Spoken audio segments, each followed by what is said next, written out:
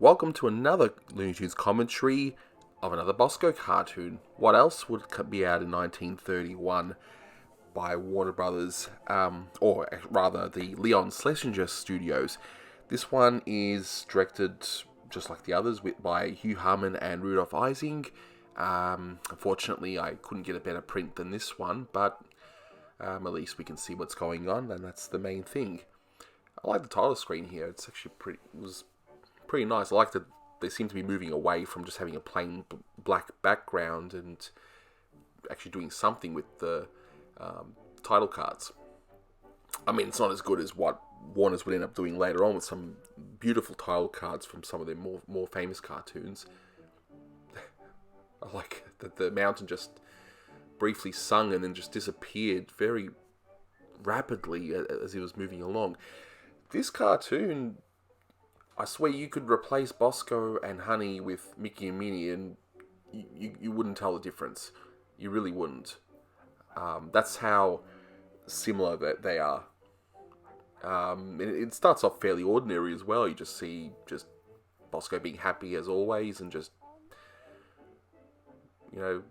playing his instruments, singing a song.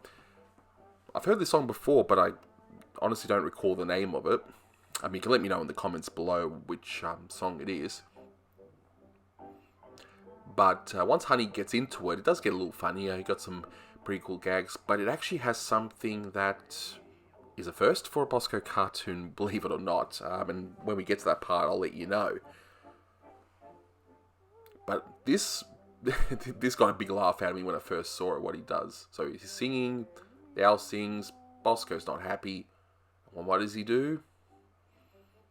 He just pulls out a gun and shoots him. I mean, wow. That's full on, but and he just laughs it off. Alright. Apparently gun violence is funny. And there's our good friend Honey.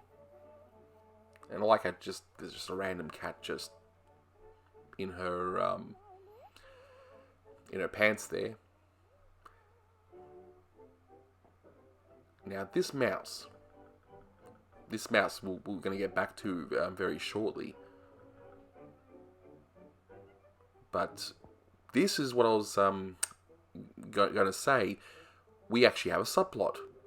I mean, I'm not saying a good cartoon has to have a subplot or anything, but this one actually has one, and even though it leads absolutely nowhere, but I don't know, maybe the animators, they were just trying all these different things, because really, I mean, Bosco, as I would have said before, is just not a very exciting character to write for. There's not really too much you can do. I mean, even at the Walt Disney Studios, they had trouble with Mickey Mouse, how he was just a hard character to write for, and then Donald comes into it, and then all of a sudden you've got cartoons with Mickey, Donald, Goofy, and that worked out pretty well, because they all had different personalities and they could play one against one another. But our main two characters here, they're just happy-go-lucky. And that's it. Now this looks pretty painful. And how long is this tree? I mean, this is a very, very, very long tree. And I like how things just fall apart from here. I mean, it started off very standard. I like how they're trying to do the snow here. They didn't quite know how to do, I guess, proper snow effects, but they definitely get an E for effort.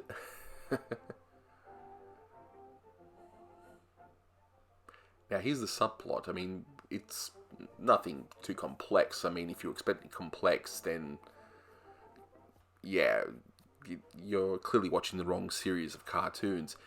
But all it is just the mouse trying to get a hole-in-one in this little golf segment. I mean, it's got absolutely nothing to do with the rest of the cartoon. Which, is that animation reused from just a moment ago? Could be. I like that. I like that perspective there. I mean, they've done that multiple times, but it's still funny every time I see it.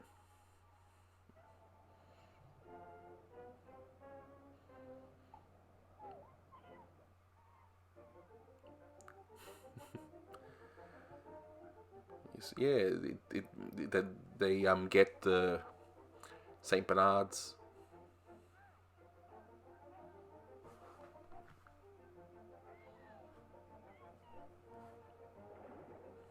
Yeah, I do like the water animation there. It's actually not bad for this time period.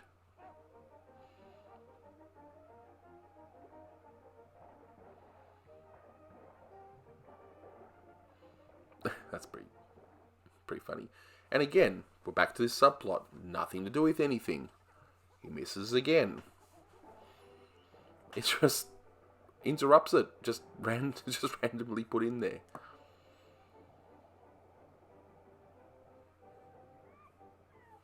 Basco.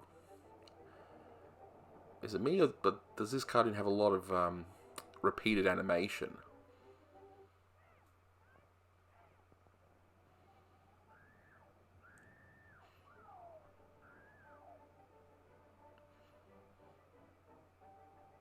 Well, they're back together. And we see the resolution of the plot. See, just cutting between these two, it's strange. Well, he finally gets the hole in one. Hooray, hooray, and there's nothing more to it. Anyway, one of the more interesting ones. Thanks for listening, and see you next time.